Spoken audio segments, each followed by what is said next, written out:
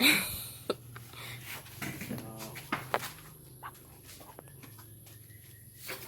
งไฟหนึ่งก่อน ยังเพิ่นหมอนน้ำมันนี่